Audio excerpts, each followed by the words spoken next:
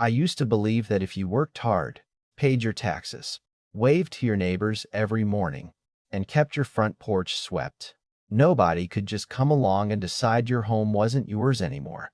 Turns out I was wrong. They never called it stealing. Of course, they called it progress. Funny thing is, 20 years later, the only thing that ever grew where my neighborhood once stood was waist-high weeds and broken promises. My name is Daniel Harper, and for almost 40 years I lived on Harbor Lane in the little waterfront town of Ashford Point, Rhode Island. It wasn't some fancy neighborhood you'd see in glossy real estate magazines.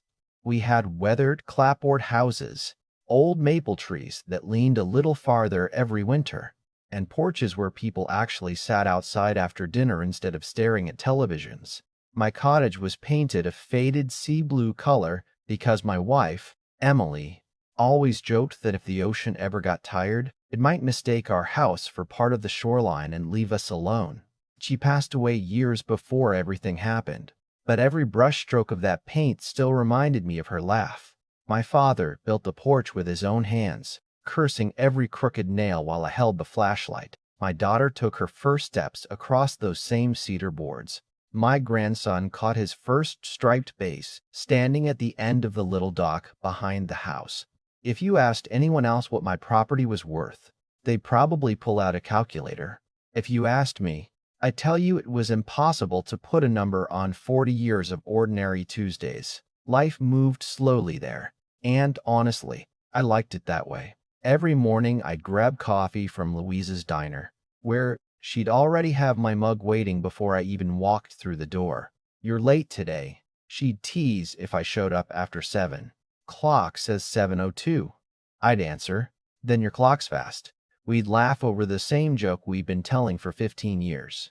Across the street, old Frank Donovan was always pretending to fix his fishing boat. Truth was, the engine hadn't worked since the Clinton administration, but it gave him an excuse to sit outside all day offering unsolicited advice to everyone who walked by.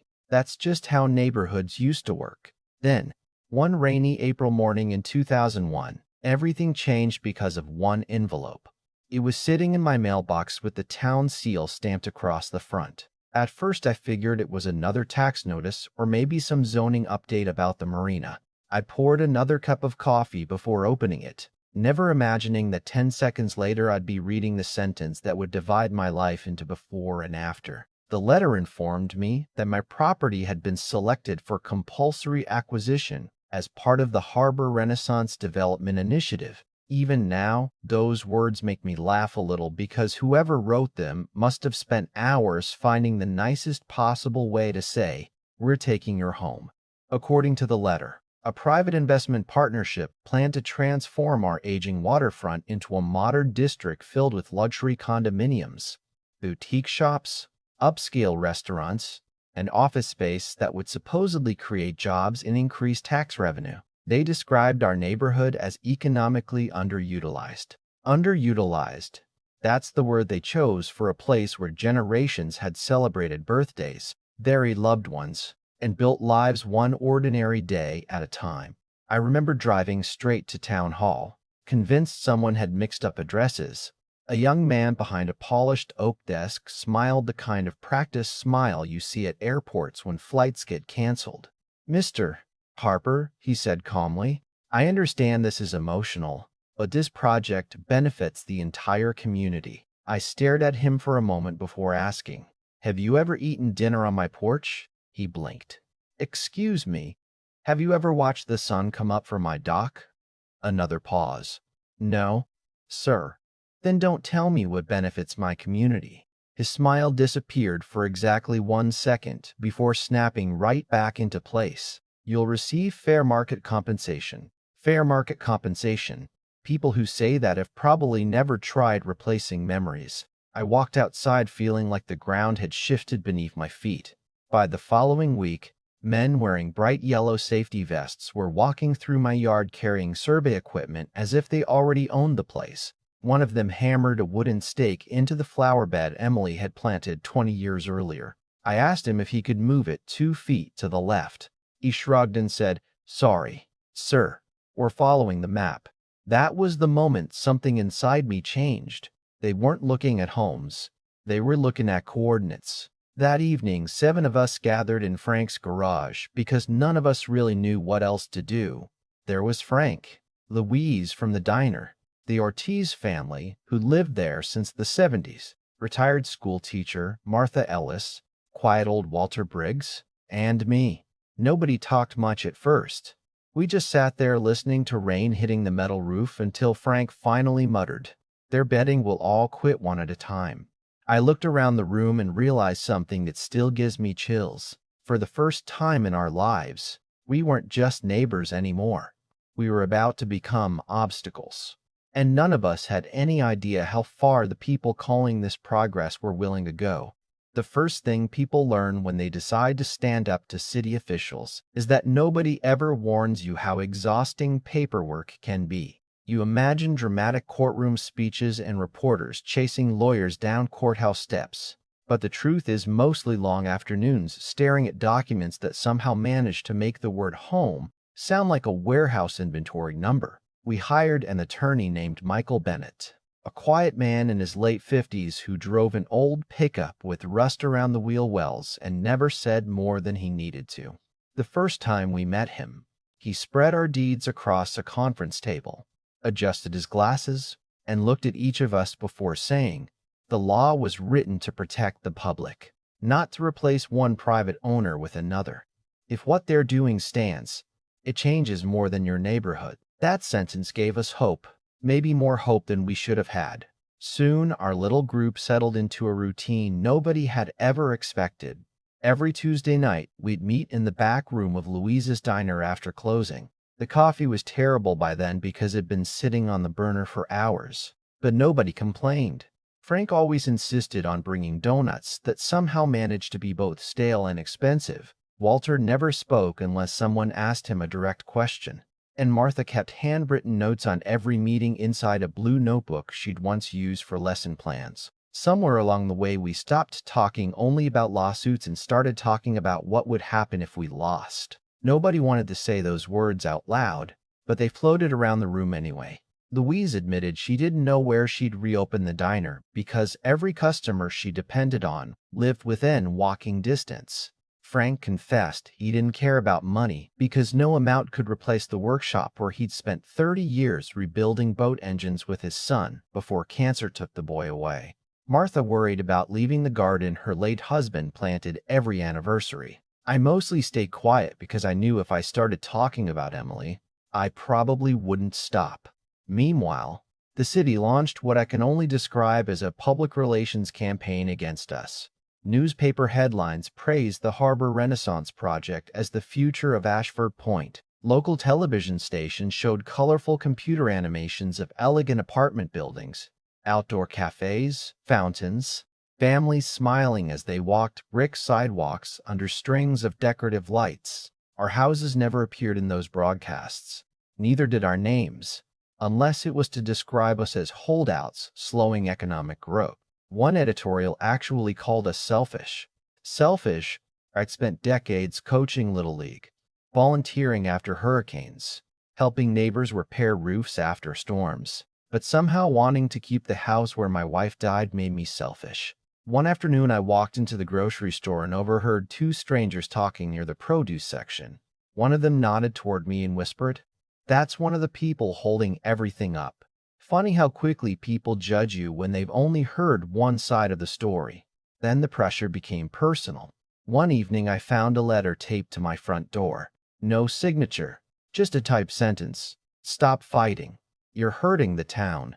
I crumpled it up, tossed it in the trash, then dug it back out an hour later because something about it bothered me. It wasn't a threat. It was permission. Whoever wrote it honestly believed taking our homes was the right thing to do.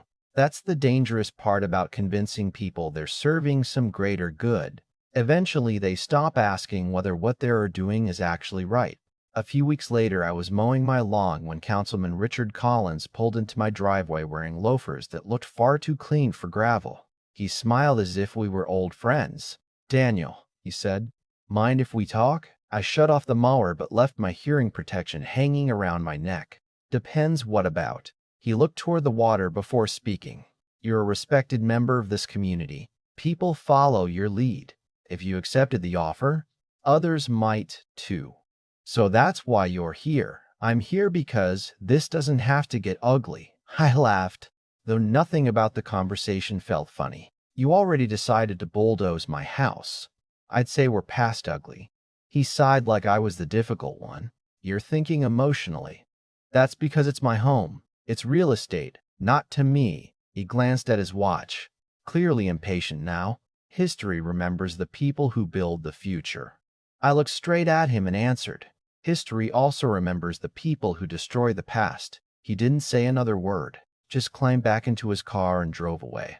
Frank had been watching from across the street the entire time. Later, he walked over carrying 2 bottles of beer and handed me one without speaking. We sat on my porch until sunset. Finally, he chuckled and said, "You know, if they're sending councilmen to negotiate personally, we're costing somebody a lot more than they expected." He was right. The lawsuit dragged into its 3rd year. Depositions, appeals, endless hearings inside rooms that all smelled exactly the same: old paper, burnt coffee, and recycled air. The developers arrived wearing tailored suits. Their consultants carried charts projecting millions in future tax revenue. They talked about efficiency, opportunity, modernization. We carried family photographs, marriage certificates, old newspaper clippings showing neighborhood block parties dating back 40 years. Once, during a hearing, one consultant referred to our properties as underperforming assets. Martha quietly raised a framed picture of her husband standing beside the pear tree he planted, before passing away, and whispered just loudly enough for everyone to hear, "Funny. I always thought this was called the home." Even the judge looked uncomfortable for a second. Outside the courthouse, reporters shoved microphones toward us asking whether we understood the economic benefits we'd be preventing. I finally stopped trying to explain. I simply told them, "Go ask somebody if they'd sell their childhood for a better tax report." Most of them never used that quote. It didn't fit the narrative. Years rolled by. Birthdays came and went. My grandson started high school. Louise's hair turned almost completely gray. Frank's knees got worse, though he'd never admit it. Every season felt borrowed because none of us knew if it would be our last in those houses. Then came the phone call from Michael Bennett one humid June afternoon. His voice sounded different before he even spoke. "They've agreed to hear the case." "The Supreme Court?" I asked. "Yes." I sat down without realizing it. For months afterward, every conversation revolved around Washington. Legal scholars debated constitutional language on television. Newspapers across the country suddenly cared about our little neighborhood. People mailed letters supporting us from states we'd never even visited. Others wrote saying we were enemies of progress. Funny how complete strangers become experts on your life. The day of the arguments, we sat inside that grand courtroom surrounded by marble columns and history so heavy you could almost hear it echo. Our attorneys stood and calmly argued that government should never seize property from one private citizen simply because another private company might generate more taxes. The city's attorneys insisted economic development served a public purpose. Listening to both sides, I realized something heartbreaking. Neither side was really talking about houses anymore. They were talking about principles. We just happened to be living inside the principle everyone wanted to test. Weeks later, the decision arrived.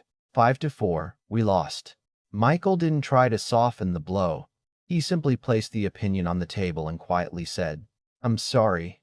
Nobody cried right away. There was almost a strange silence, as if our minds refused to catch up with what had happened. Then Louise reached across the table, squeezed my hand, and whispered, "I guess they finally figured out how to put a price tag on memories." I wanted to tell her she was wrong, but for the first time in my life, I couldn't find a single word that sounded true. The demolition crews arrived before sunrise 3 months later, maybe because somebody figured darkness made it easier to tear apart a neighborhood that had spent generations watching the sun come up together. I stood on my porch with a cup of coffee that had long since gone cold, listening to the diesel engines rumble closer, and I remember thinking how strange it was that after 5 years of court hearings, legal briefs, television interviews, and endless arguments. The end of everything sounded exactly like heavy equipment backing up. Beep, beep, beep. A sheriff's deputy walked over carrying paperwork he already knew I didn't want to read. He wasn't rude. If anything, he looked embarrassed. "Mr. Harper," he said quietly. "I'm sorry."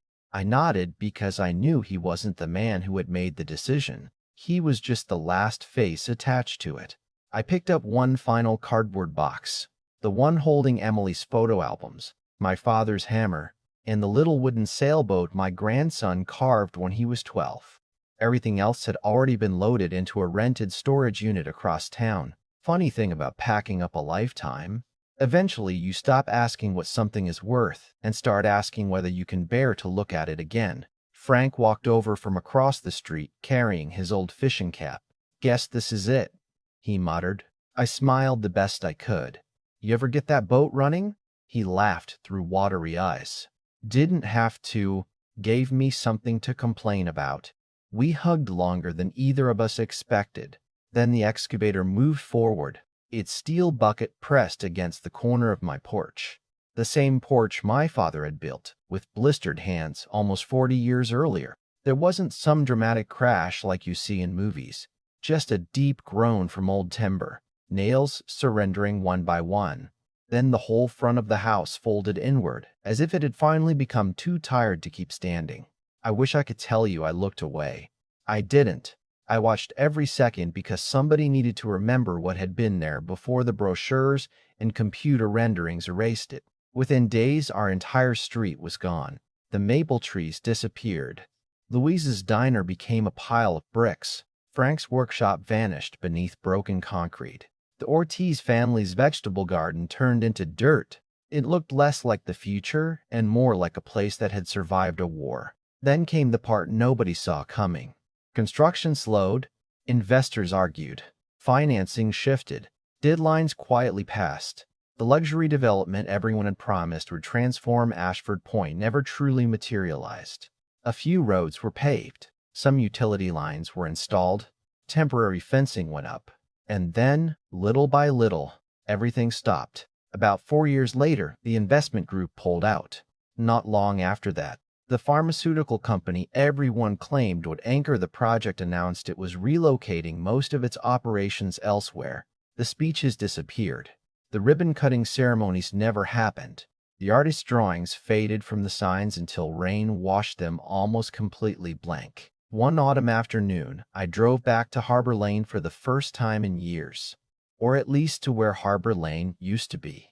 I parked beside a chain-link fence and climbed the small hill where my porch once overlooked the water.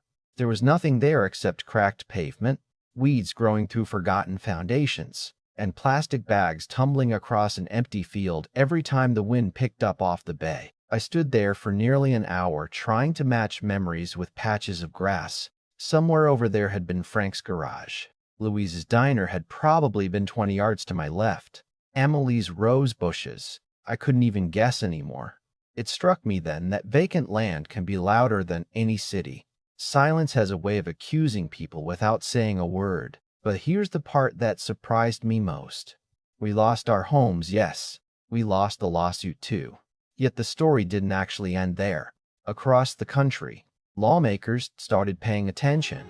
State after state rewrote their eminent domain laws, adding stronger protections so governments couldn't so easily take private homes simply to hand them to another private developer. Legal scholars still argue about the court decision. Politicians still disagree over what serves the public, and maybe they always will. But because 7 ordinary neighbors refused to quietly disappear, thousands of families after us found themselves standing on stronger legal ground than we ever had.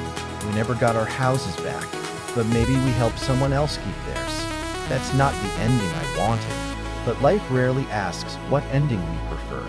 Sometimes the best you can do is leave behind enough of a warning that history hesitates before repeating itself.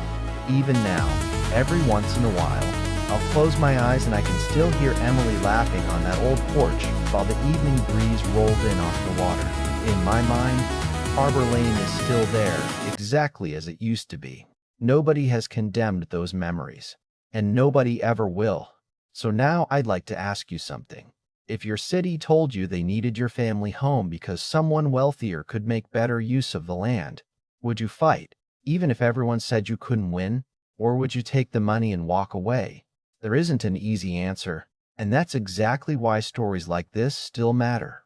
Share your thoughts down in the comments because I genuinely want to know where you stand. Was this progress, or was it simply legalized injustice with a nicer name? If this story stayed with you, don't forget to like the video, subscribe to the channel, and share it with someone who believes a house is more than just another piece of property. Sometimes the smallest neighborhoods leave behind the biggest lessons.